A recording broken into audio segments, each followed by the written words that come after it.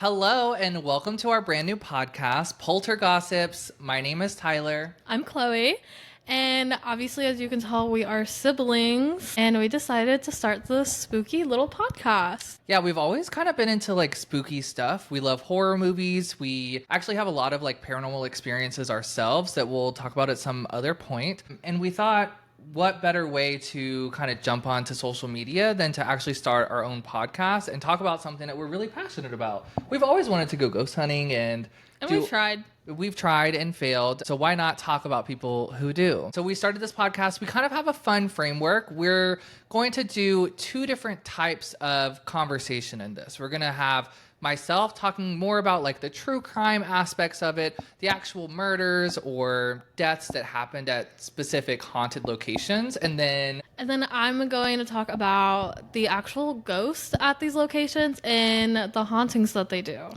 Yeah, so we'll have like basically a deep dive of several different locations. Today we have one, it kind of hits close to home, but we'll talk about it in a second. But we want to start every episode with a spooky little question.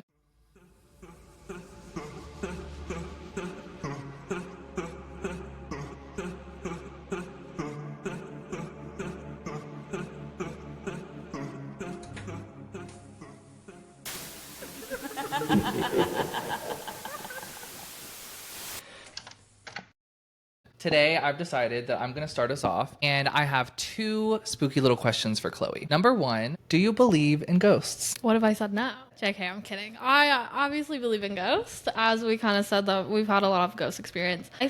Honestly, I feel like my whole life has revolved around ghosts. Honestly, yeah. I mean, we have been kind of immersed in like the paranormal world since we were like really young. There's like a YouTube video out there. Don't ever try to find it, but it's us trying to ghost hunt and did a lot of stuff with our friends who have kind of always been also interested in like paranormal stuff. It's also like interesting because we love ghosts. We're like pro ghost, but our family is against ghosts because they believe it, but they like are like against the idea of like interacting with ghosts. And then we took that and we said, we're gonna do it. We're gonna find the ghost. So your answer is yes, you believe in ghosts. Yeah. Obviously, we started a paranormal podcast. I have an answer, but I do want to be very frank with everybody so that you kind of know what to expect. I believe in ghosts wholeheartedly. I believe in demons. I believe in all of the things spooky. I will say that social media has created this, what's the word I'm looking for? I'm very reluctant to believe a lot of stuff that I see. I'm very skeptical. I think when I'm watching like cool ghost hunting videos, I find that I'm watching things and I see people like really going in hard on things that I'm like, okay, there's no way that's happening. That's not a real thing. Some of these like games and some of the equipment they use, it's just kind of sketchy to me. And I think that I'm very much a believer, but I very much do not believe in a lot of people on the internet. So I think we're going to talk a lot about that too and kind of deep dive into like what social media has created in sense of like the paranormal culture. But I do have another spooky little question. It's kind of a little game of in or out. You know how like they do like, okay, 2025, what's in, what's out? Yeah. But it's spooky, okay? Number one. Okay. In or out? In or out? Ghost hunting. Ghost hunting in. I think in too. Like obviously I think it's fun. It creates great content. I watch ghost hunting all the time on YouTube. I think realistically ghost hunting hard. Mm-hmm. I love the idea of ghost hunting. Do I think I would actually be good at it? Probably not. I think that also it seems so expensive and unrealistic when you like watch these like highly produced even TV shows or YouTubers who like created a career out of this, but it doesn't have to be. I think that it does seem inaccessible sometimes, but anybody can go outside and find a little spooky situation. I mean, we used to. Oh yeah. For free. Actually, let me not. We're going to bring that up later. Number two, in or out, Ouija boards. That one's tricky. I think we used to love Ouija boards when we were young. We knew that we weren't supposed to use them, and that made us use them more. I hid one under one of our houses once, and we even like in our very young days, like I think I might have been in 4th or 5th grade, we would like make our own Ouija boards, like out of cardboard, like pizza boxes. Yeah, we were making them. I think that the idea of a Ouija board is super cool. Well, not like cool. I think it's interesting, like to be able to talk to spirits. Do I think that they are always right, like accurate? No, I think it's hard because when you're using a Ouija board for friends, you never know who's actually moving it.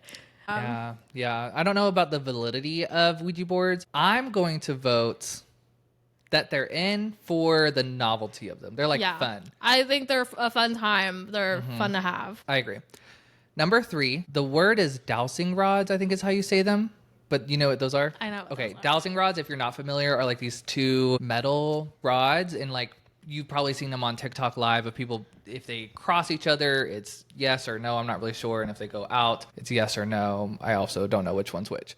But dowsing rods, what do you think? I think they're out. I think that people are so shaky. There's no way to keep your hands that steady unless you're a tattoo artist or like a surgeon. To fully believe that those are like right, like someone like a spirit is actually moving them, I don't know. I just don't trust them. I also feel like it's a way that people can manipulate them too easily. I think that a lot of people get taken advantage of using those. And even as like innocently as like on a TikTok live, I'm like, okay, are we really putting all of our faith in these little sticks that are very easily manipulated by human interaction? I think like there is a world that they do work, but I'll like never know. Okay, number 4, REM pods.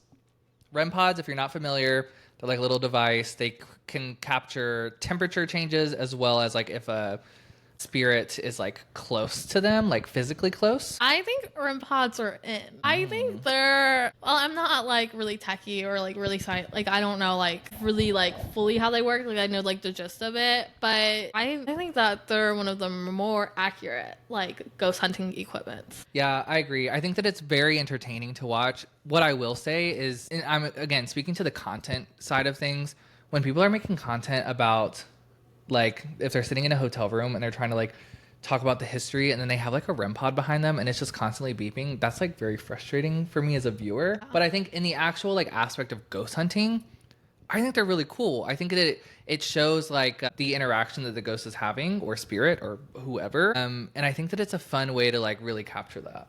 Yeah, I think so. So I say yes, in. This one I think I know the answer for both of us. Okay. Because it's fun, but I'm it is also excited. controversial. Okay. Estes method. I love the Estes method. The Estes method is my Roman Empire and the ghost world. So the Estes method, if you don't know, you get like a little, what are those called? I think they call it like a spirit box or something, right?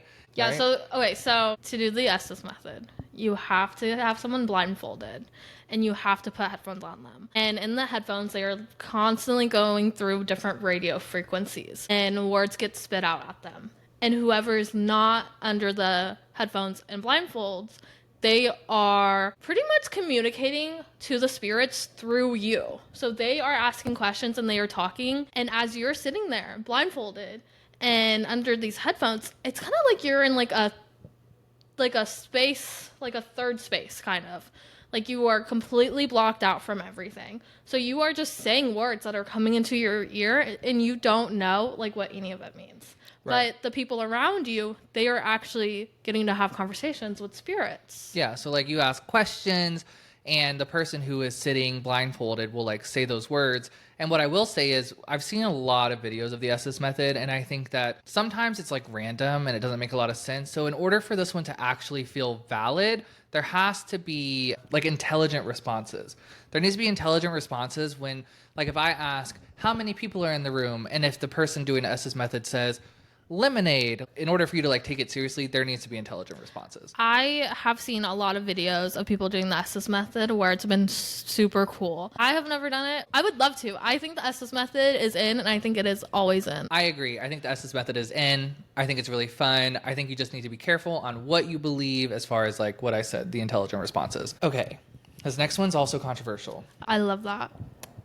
The flashlight communication. Okay. So if you've seen, so they have people will put 2 flashlights out and there's like cheap little like Dollar General flashlights. You can get them from Walmart and they turn it to where it's just in the middle of like on and off. And apparently if like a spirit touches it and it'll like turn on and off, but the same will happen if like you physically like walk or touch it, like it can like bounce between the two. And it's also sporadic, it's random. And people use this as like a on for yes, off for no, and kind of like have a communication there. How do you feel about that? I think that the flashlights are one of the most popular communications with spirits in like the ghost hunting world. Do I always believe them? No. I think that anything can make them go off. Now, do I think that sometimes they could, like, it could be a ghost? Absolutely. But I think that's another thing where you have to take with, like, a grain of salt. Like, you kind of have to, like, use your own, like, brain and decide for yourself before, like, just immediately assuming that a spirit did it. Totally fair. And I think that it kind of goes back to the same thing with Estes method of understanding what an intelligent response is. I personally am going to say out. I think that it's a really accessible way to like try to ghost hunt and immerse yourself in that world, but at the same time, I personally will see that and it's just not as valid of a tool for me. Okay, last one. Seances. And you know, I think this one's controversial. I do. Okay, I wish I could say something, but I won't. What? I want to hear. You have to say it. Well, I don't know if we want them to know. Yes. Okay. So we as kids, we used to do seances. Like Actual, too often, honestly. Yeah, we used to do seances a lot, and I think we eventually need to do like a podcast episode of kind of like our ghost lore, because that definitely affected us growing up. Yeah, I'm saying these, we'll again dive into this more, but we've had some intense experiences with seances as like 11-year-olds. Yeah. Like, Now that we're adults, I have not done a seance since like I was 12. No. But we used to do them so much. Yeah. I think that seances can be very dangerous. I fully believe seances are like real. I also like believe that demons are like an actual like thing. And I think if you're gonna do a seance, you have to do your research and you have to be prepared. And be careful. Be very cautious. Yeah. But honestly, as kids and teenagers and even young adults, tell me you don't watch a movie like The Haunting in Connecticut and go, I want to try that. Like, Of course you do. So it was innocent for us. I think that I don't think it was innocent for us. I think that we had fun intentions and we were just trying to like get some responses. And we did. We did. That's true. So we got what we asked for. I personally, I'm gonna say they're in. I like watching them. I think that they're spooky. Will I do them again? TBD. I don't know. Maybe. I think that there is always room for fun, but there's also always room for error. So keep that in mind. True. I think that they can be in, but they can also be out. I think it's just, for me, I guess they're in, but to each their own. Yeah. You decide. Okay. So now to the topic of discussion, our episode today. Today we're going to be talking about something kind of close to home. We are originally from Louisiana, and we thought it would be fun to step back into Louisiana for a minute and talk about the Myrtles Plantation. Have you ever been to a plantation? I have. I've been to a couple. I've been to the Whitney. That might be the only one I've been to. When did you go? Like, what for? It was for a trip with, I think, my past club that I was in college that we won't talk about. Not in like a bad way. It's just like cringe. I don't want to go into my history. I've been to Destringham Plantation, and I think I was in 5th grade. I went on a field trip, and I saw a ghost in that one. You saw a ghost? Yeah. Wait, I don't think I knew this. So, back up. Tell me about your ghost experience there. We were doing a tour of the plantation. Right. Well, we were in the main house, and we were in this bedroom upstairs. And I remember this bedroom vividly. Like, the bed is like catty cornered in a corner. There's like a big mirror, like in a different corner. And we're in there, and me and my 2 best friends during elementary school, we were like in that room, and the tour kind of like left us, and we were just like messing around. And I like turned my head, and everyone else was gone. And I looked in the doorway, and then there was a lady there. And then she just like goes off and kind of like disappears. And then I looked at my friends and I was like, did y'all see that? And they were like, no. Wait, when you saw, what was it, like a black figure like, or like an actual, like you saw her flesh? Like, no, I didn't see her flesh. It was kind of like a movement of her. Oh. Like she was like moving. Could you see, was she in like period clothing? Yeah, I like remember the dress. Wow. She was like in a dress. So she like went like, she kind of went towards the bed. Like, she was in the doorway and she like kind of went towards the bed, and then she like kind of just disappeared. If I were to call up my friends right now that were with me, they would also tell you this, that I saw this. That's crazy. Okay, well, I love that. I did not see any ghosts at my plantation experience. I do also want to talk about the controversy that is plantations. They are spooky places, one, yes, because they're very old. But they're also very like dark places. I think there's a lot of dark histories there, paranormal or not. They are homes to very wealthy people back in 17, 18, early 1900s. And they many times were slave owners, and they had a lot of dark history there. So I do want to also point that out, that these places, a lot of time, you'll see people like they'll have their weddings there. And that's like kind of like, whoa to me. I think that it's like, why would you want to have your wedding at a place where there were enslaved people and a lot of like gross things happening? I also think that a lot because there's a certain celebrity that's really big in the press right now that had their wedding at a plantation. I know who you're talking about. And I think that's wild. Like, a wedding is supposed to be like a celebration, and why would you want to like celebrate this like new era of your life at a place so dark and had so many like awful like things happen? I think I have a lot of respect for people who own the plantations like the Myrtles Plantation, for the reason of it's a museum. They're talking about the history. They're talking about the dark-sided things that happened there. And it's not just a place where people are going for like joy. I will say that they do also, I think, host weddings. So like ick to that. But yeah, the weddings are weird and strange. But I do think it's important that they do have these tours and they do teach people what the plantations were. So it's kind of like keeping that history and making sure that people know it. Yeah, totally. So anyways, I'm going to tell you a little bit about Myrtles Plantation. So again, remembering that I'm going to be talking a lot about the history, the kind of like true crime side of it. So I'm going to be hitting you with a lot of facts. Okay, I'm going to talk a little bit about, our dog is snuggling with Chloe. I'm going to talk a little bit about like the legends and kind of decipher, especially with Myrtles Plantation, there's a lot of like legends versus actual facts of things that happened. Okay, so the Myrtles Plantation is in St. Francisville, Louisiana. It's often called one of America's most haunted homes. Built in 1796, it has a rich and eerie history, blending fact with folklore. Known for its ghost stories, the plantation is said to be home to numerous spirits, which we'll get into later. Visitors and paranormal enthusiasts report sightings of apparitions, unexplained noises, and other supernatural phenomena. While the spooky stuff is oh so interesting, there is a dark history here, including enslaved people, civil war, burial grounds, and even murder. Despite the dark reputation, the plantation is a very popular tourist destination, blending historical tours with ghostly intrigue. So, with that being said, I'm going to tell you about the history of the Myrtles Plantation. So, in 1796, there was a man named David Bradford who built the Myrtles. He originally named it Laurel Grove. Did you know that? I did know that.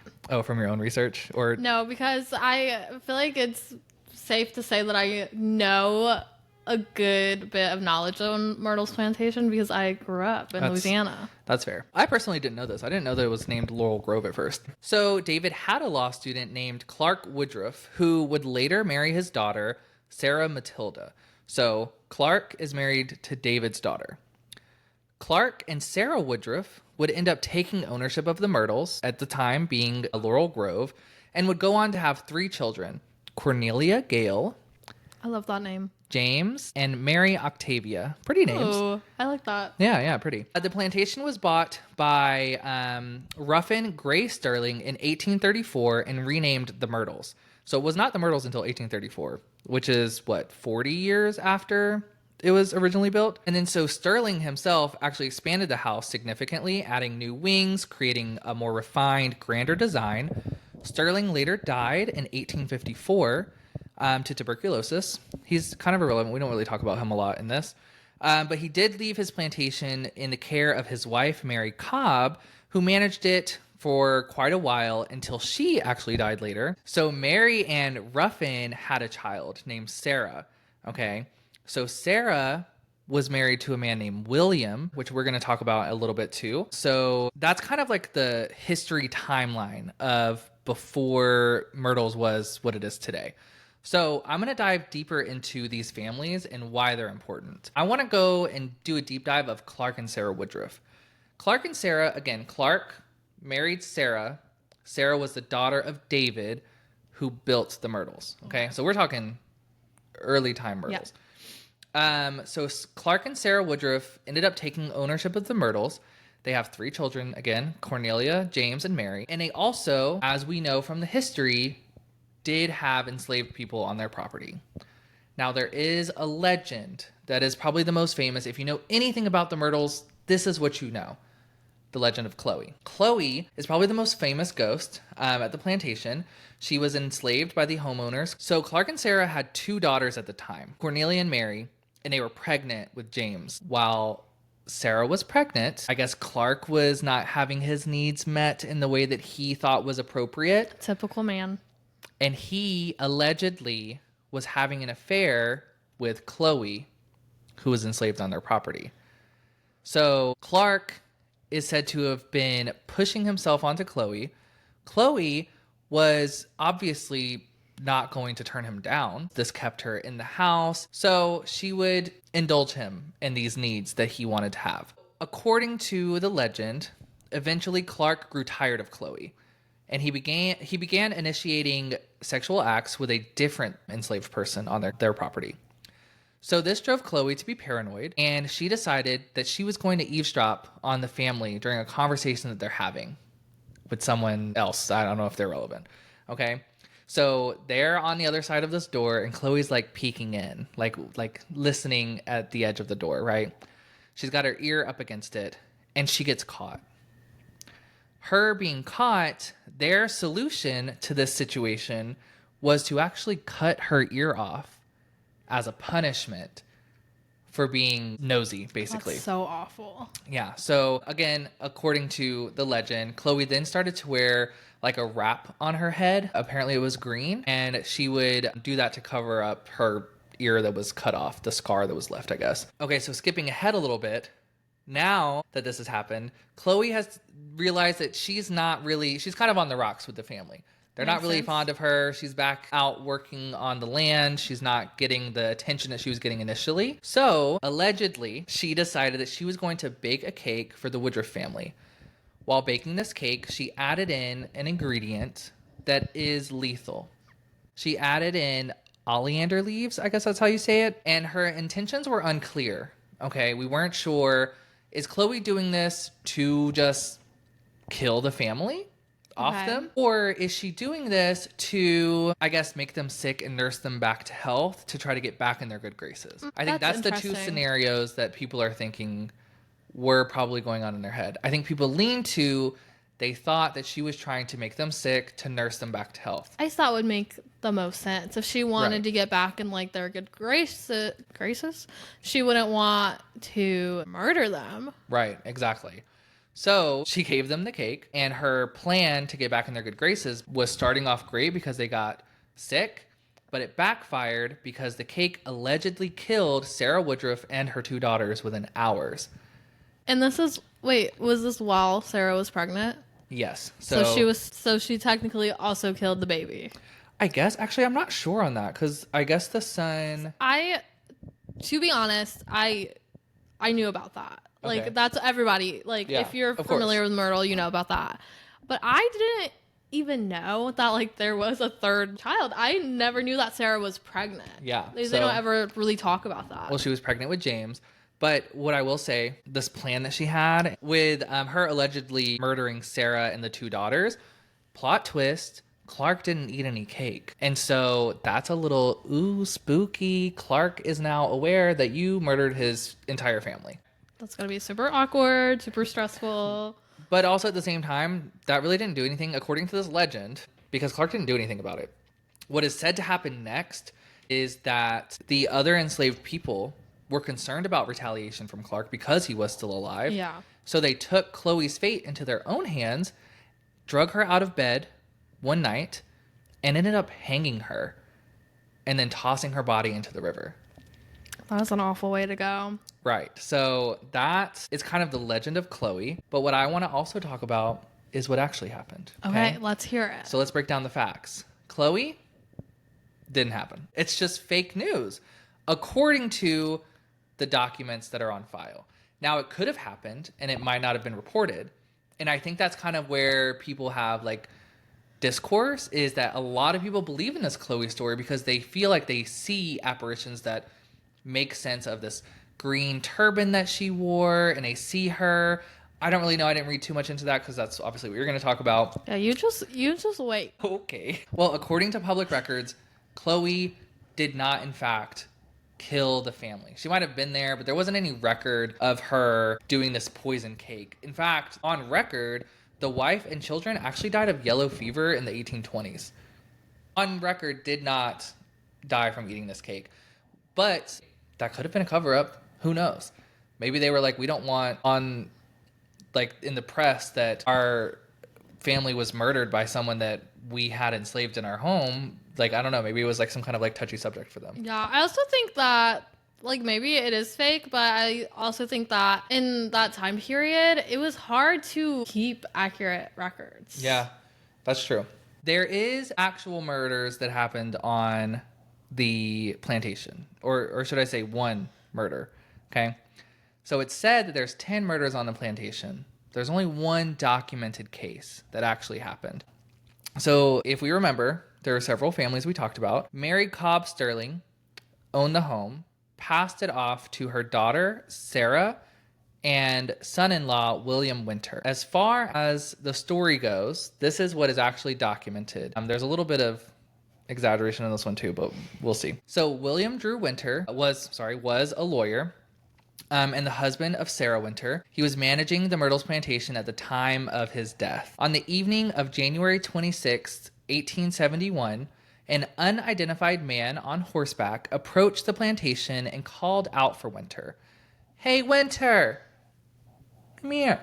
You know, that kind of vibe. Yeah. When Winter stepped onto the porch to greet him, the man allegedly pulled out a shotgun, and shot him in cold blood.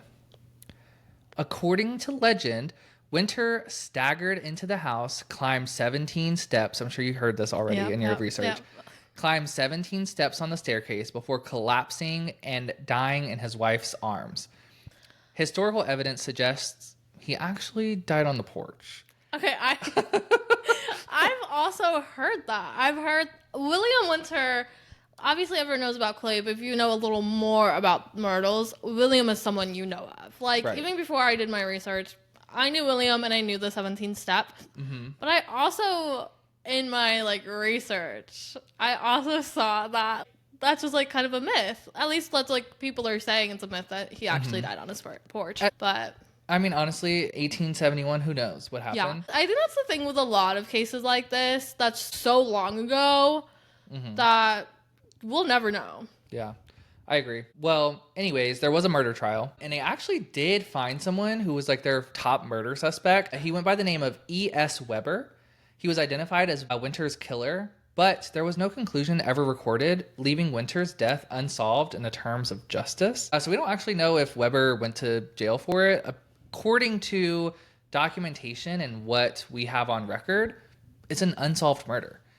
The identity of Winter's murderer remains unknown, though some theories link it to financial disputes and personal vendettas. Despite investigations, like I said, the case was never solved. This death did affect Sarah. Sarah Matilda Sterling was devastated by his death, and she never remarried, and she died herself in 1878 at the age of 44. That's so sad. She died of heartbreak. Yeah, she was so young. That was a thing that happened a lot back then. Yeah, I mean, I feel like if I lost my partner, I would also die of heartbreak. Well, did you know that they also had 6 kids? I did not know that. That's a lot. Yeah, they had 6 kids. Yikes.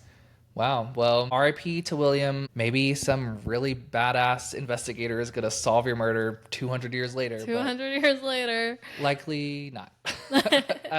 Anyways, so in my closing of like the real facts of the case, there are a few other families that owned the plantation in the years that followed. In the 1950s, the house itself was sold to someone named Marjorie Munson's. This is believed to be the time when Marjorie heard a lot of ghost stories, and this was when the fabrication began. So this is when she realized, okay, people are really talking about my house.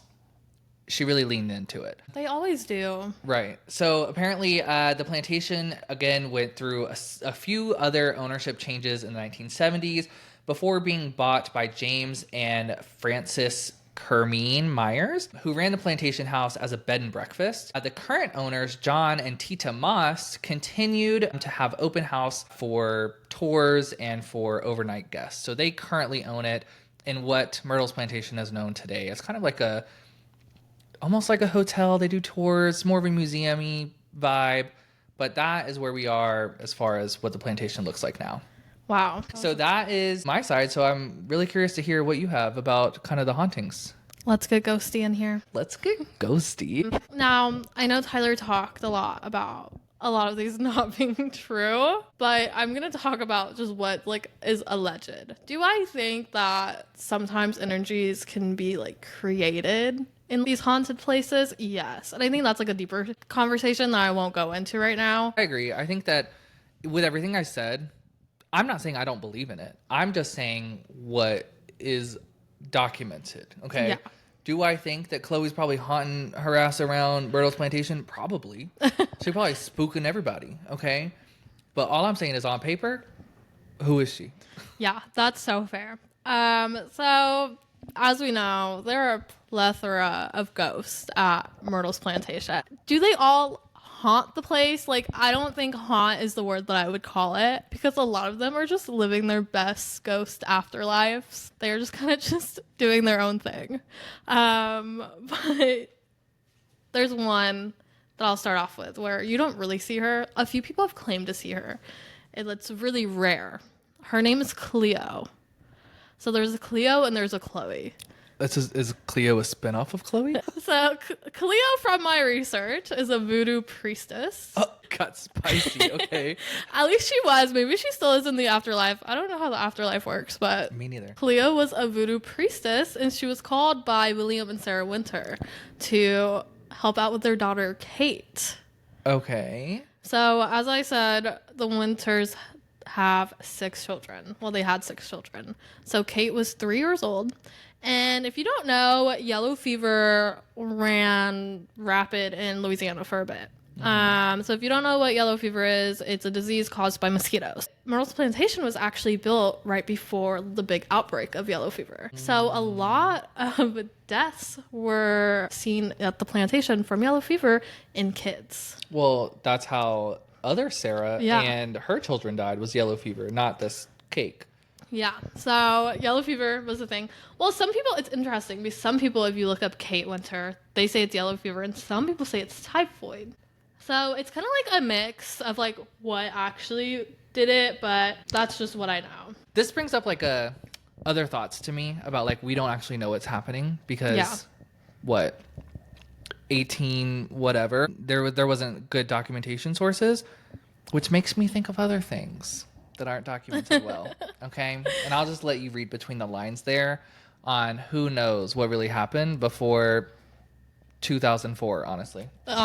Back to Kate and Cleo. So the Winters called Cleo. They thought that she could help with Kate and saving her. So Cleo came over and she did her voodoo magic.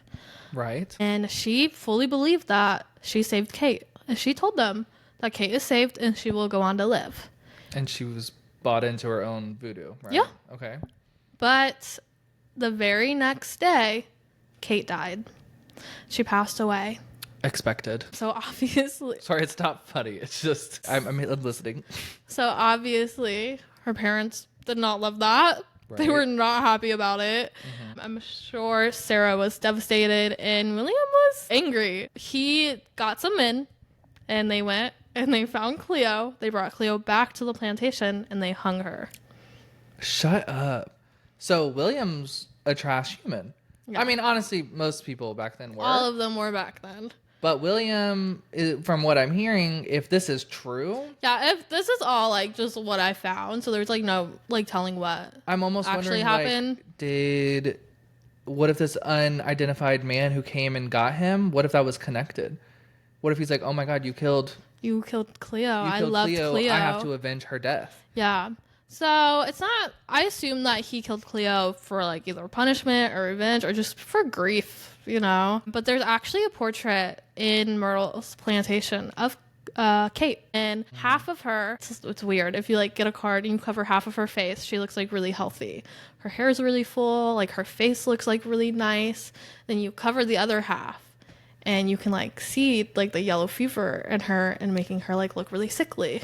Wow. Does it look like edited or Is it like... No, it's a painting. Oh, it's a painting. So they like, yeah. So it's a painting. Does it look like intentional? Like they did this on purpose? I think in a sense, yeah. Either they did it on purpose or they knew that Kate was about to die. So I wonder if maybe they hired an artist as she was already sick, and that's just how they painted her, because that's how she was looking as they painted her. Because she was only 3, and in the painting, she is a 3-year-old. You can tell that she's young. Rest in peace, Kate. That's awful. But Cleo is allegedly haunting Myrtles Plantation, but she's a rare sighting. So a couple people have claimed to see a lady who supposedly looks like Cleo, but who knows? Like, no one really knows what Cleo looks like. So there's not much on her besides like kind of her backstory. But Kate also haunts the Myrtle.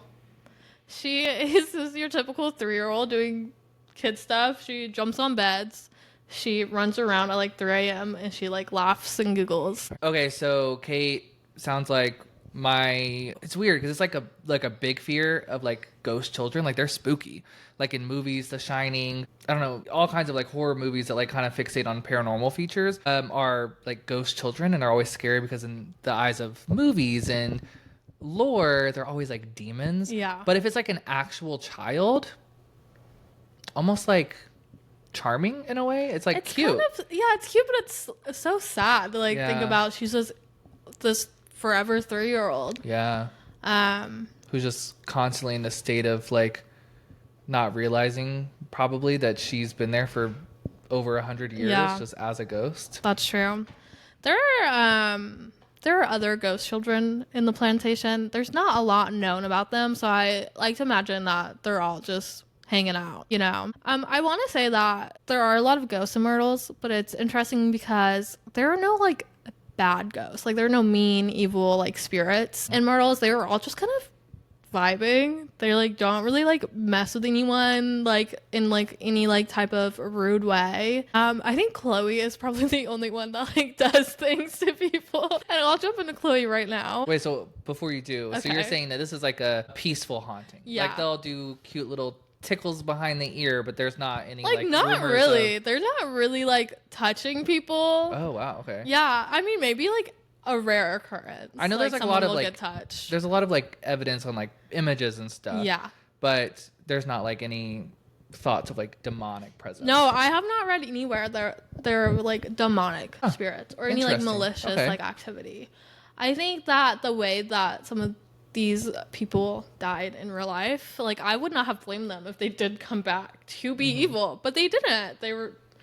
They're just there. Gold star for them for not being too scary. That's true. So let's jump into Chloe. As we know, take this with a grain of salt, I guess. But what's interesting is that you say that Chloe like on record doesn't exist, but if you look up on Google or any web browser and type in Myrtles Plantation ghost picture, you'll see the famous picture of Myrtles Plantation, and I think it was taken in 1992.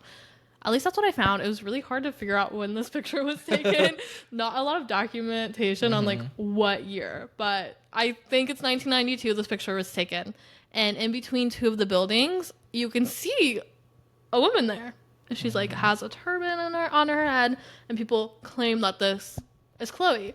And what's kind of cool, and I didn't know this part until recently, is that they sent this picture to National Geographic so that they can make sure it was legit. Like, they wanted National Geographic to say, hey, this was not tampered with. I appreciate when places do that because, one, we've all seen ghost evidence pictures. And honestly, I don't know who is out there with their iPod Touch first generation taking these photos because, like, what in the Nokia phone are some of these photos? Like, they're so pixelated and grainy and, like, you really can't see anything. So I appreciate when they can actually like verify this was like a real photo. Yeah, I think it was nice that they did that. It kind of gives people like a reassurance. But was it her or was it like like someone else? Like, who really knows? If Chloe is a real person, it does look like how I would imagine her looking in the picture. So Chloe is the most active ghost in the house, right? But and it's the most famous. And the most famous. But it's kind of like she just wants to make her presence known.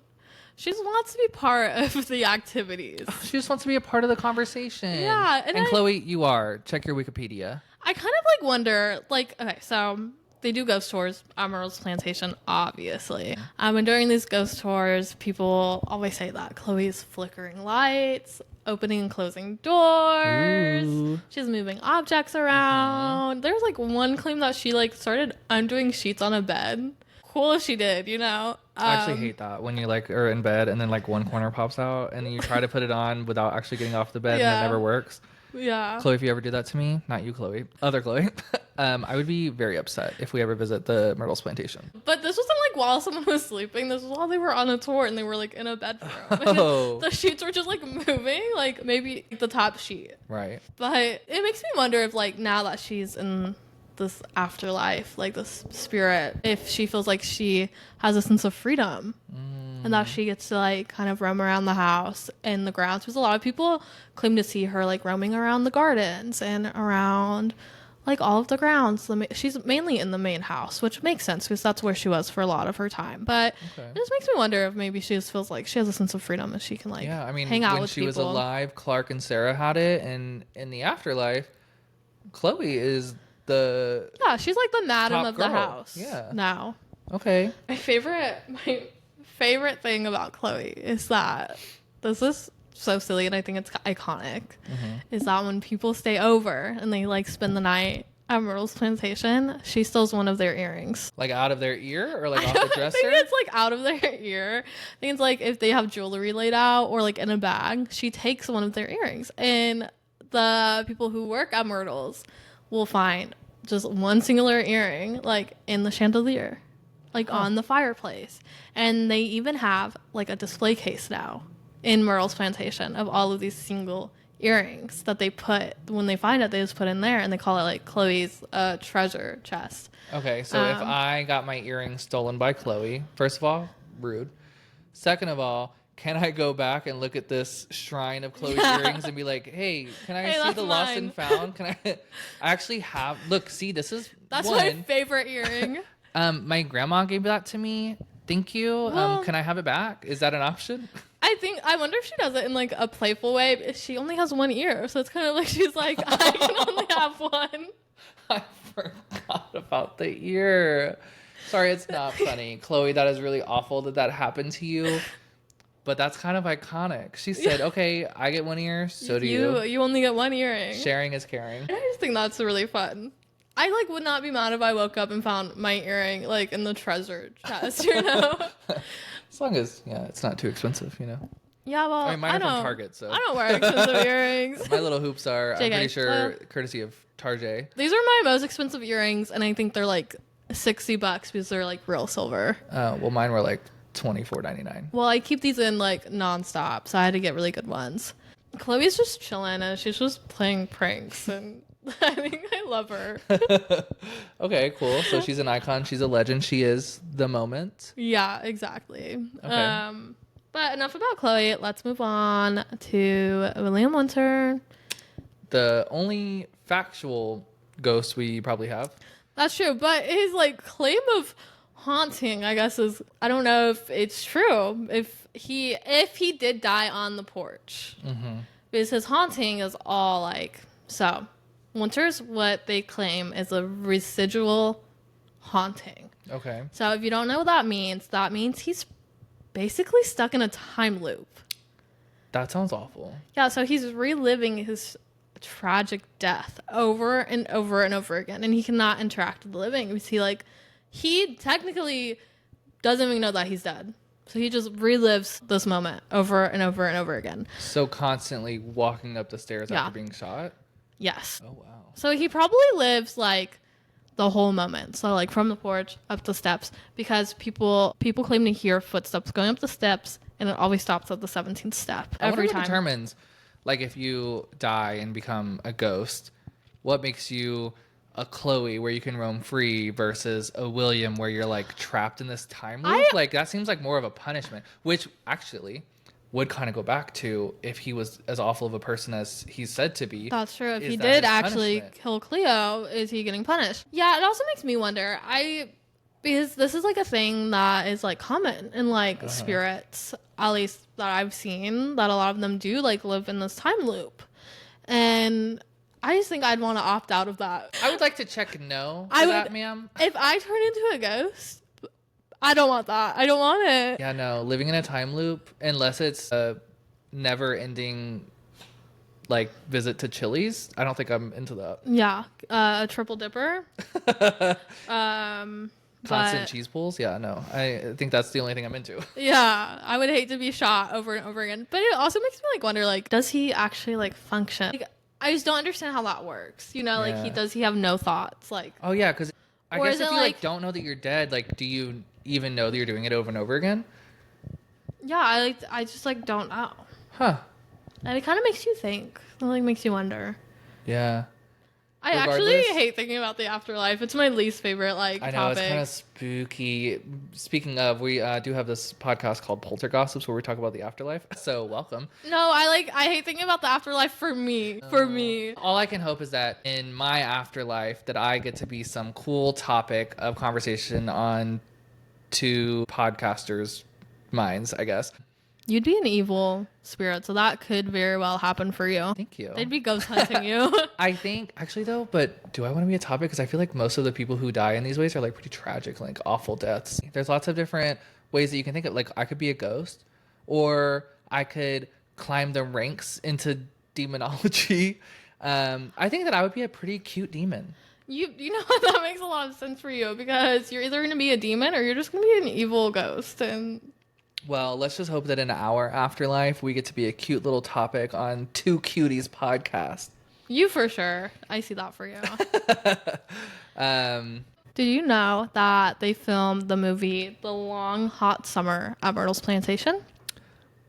do you know that I don't know what the long hot summer is? Don't worry, I didn't really either. It was filmed in the 1980s. Oh, okay. And they filmed this partially in Myrtles Plantation, but it's also filmed in other locations in Okay. Louisiana. Well, it's fun to bring up because while the cast was there, they had some ghost experiences. Nothing too detailed. They didn't really go into like the details of what was happening, but they shot a lot of scenes in the dining room of the plantation, and they had it in the movie look like a study room, like an office study. And while they were in there, things would move around, noises would happen, and it got so bad that these two actors, Ava Gardner and Jason Robards, they said that they are not staying at the plantation anymore, and they started staying in their trailers Wow. because they didn't want to be in there. I mean, that would be the best version of ghost evidence, though, of paranormal activity. If they Yeah. like actually caught any of that on camera. Well- like imagine they're like doing a set, and then like Chloe's in the corner. Well- Like, hello, Chloe would get her redemption of whether or not she's a false story. That's true. I guess she would really prove it. But I just thought it was kind of cool. It makes me wonder like what other movies were filmed on like haunted sets. Yeah. Never seen it. Maybe I'll watch it now, actually. Probably not. Okay, there's one last ghosty topic we have to talk about. Okay. It's the haunted mirror. Okay, I kept seeing the haunted mirror. I actually know nothing about it, and I didn't want to read about it, but it did keep popping up. So I'm very curious. I think this is the one that I'm most curious about. Wait, this one is also like the most interesting to me, and it's the one I don't believe. Okay. And I'm like a big believer in most things. Are we talking like Oculus mirror or? Oh wait, just listen. Okay. I believe in haunted mirrors. Like not. I believe that mirrors can like have like energy. Yeah, I mean, I've seen Oculus. Yeah. You know, I've seen all these scary like mirror movies. I mean, we always hear in like media and ghost movies and YouTube videos that like mirrors are portals. yeah. Is that what's like going No. on here? No. So this is something completely different. It is believed in some cultures that a spirit can get trapped inside a mirror when they pass. Okay. So that's why I don't know if you've ever seen like people cover mirrors in their house after someone passes away. You know, it's actually funny. I watched this movie the other day. I can't remember what it's called. Oh, Lullaby. And it's about a spirit in a mirror, and the spirit is Lilith. Like Like Lilith from Adam and Eve time, Lilith. Oh, how? And she Okay. apparently like steals babies, and she like comes in and out of the mirrors, and they say they cover up Wait, the that mirrors. sounds so familiar. I think I've seen this movie. It was pretty good, honestly. And I think, okay, so I'm kind of like on the realm of thinking how in my head I'm like envisioning the movie, but I'm back to you. Okay. Okay. So allegedly, that's my favorite word in this podcast. It's going to be. Yeah. Allegedly, Sarah Woodruff. Yeah, I cannot say that, but you get the drift. Her and her 2 daughters are trapped in that mirror. So apparently when they were covering mirrors after the deaths of the 3, they did not cover the one at the front door, which is that mirror. So it's right when you walk into the plantation, it's like on your left. It's like a gold mirror. It's large. So if you look at the mirror and if you like look at pictures, like there are a lot of pictures of it. On the right side, kind of like higher up, there's like a face imprint of like a lady. Like in the mirror or like smudged on it? It looks like it's kind of smudged on it. Okay. But it's like dark. And then on the left side, there is like a child handprint. And this one's weird. A child like toe prints. Like actual like toe, like So it's like the if, shape like, of the they toe. were Like hand maybe and then climbing. foot, like Yeah. climbing, putting against it? Yeah. Interesting. This next part is the most interesting. So it is said that the mirror has been resilvered and the whole backing has been replaced 10 times. And For what? every time after about a year and a half, the prints come back. Interesting. Oh, so like the back of the glass is what you're talking about.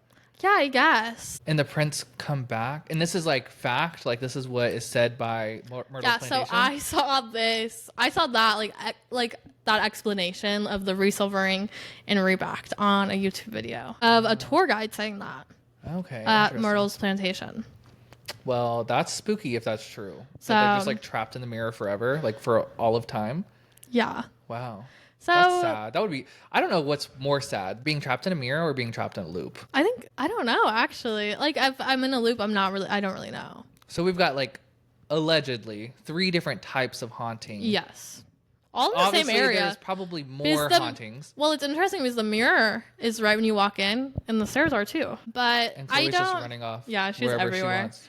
I don't know if I fully believe that they're trapped in this mirror. I think I would need to do more research on like the belief of that. Do I think it's weird that these prints are there and they keep coming back every time the mirror is like That is refinished? spooky. I think that is like pretty like strange. I don't know if maybe the mirror is just like haunted, maybe not necessarily that they're trapped in there, but I don't know. Well, okay. Well, that's scary. I kind of want to see the mirror. I think that I would not be able to say whether or not I believe in it unless I actually saw for myself. Yeah, no, that's fair. Or if I saw some like very convincing evidence on video or camera. Moral of my ghost stories is that they say that Myrtles is one of the most haunted places in America, which they love to say that. And maybe it is, but I don't think it's the most interesting haunted place. I think the ghosts are like chill and I think they're like nice. I think it is sad. I think a lot of their stories are really sad. But it seems like minus Sarah and the kids and William, like they're all just kind of living like their best afterlives and they are just hanging out, not really causing any disturbances. I think when we think of like what Myrtles Plantation stands for, I think it's good to know the history. I think that I agree with you in that it's really sad, and the spooky factor comes from any kind of ghost story is spooky, but more sad than like scary, if that makes sense, on what your experience could be and learning about the history and kind of seeing like the experiences that people have had there post all of these deaths. I agree. I think that this one is like good to know about. Is it my favorite type of haunted place? No, but well, just you wait, because we have a lot planned. I think to tie up the Myrtles Plantation, is it haunted? Yes. I think the haunts are real. I think that what we could ask ourselves then is it exaggerated? Is it fabricated? Is it a little too dramatic? Yes. At the end of the day, maybe you should go see it for yourself. Asking you as the audience, is Myrtles Plantation haunted? Do you believe in the stories of Chloe, of William, of Cleo, of who else? Sarah Winter and her children. There's a lot of different factors here. It's a very dynamic story as far as the long history that it has. But I think we'll leave it up to you on whether or not you believe them or not. I think the biggest takeaway here is know the facts, and ghost stories are always fun, but not always true. And I think that's a good thing to keep in mind. Well, that was our take on Myrtles Plantation. We hope to see you on the next podcast. We're going to be talking about some really famous places that are famously haunted all across the country, potentially international. We have a few planned. Some very close to where we actually are physically, which we'll get into. But yeah, we have a lot of fun stuff coming up. And thank you for listening to Polter Gossips. Thank you. Goodbye. Bye. Mwah. Gossip with you later.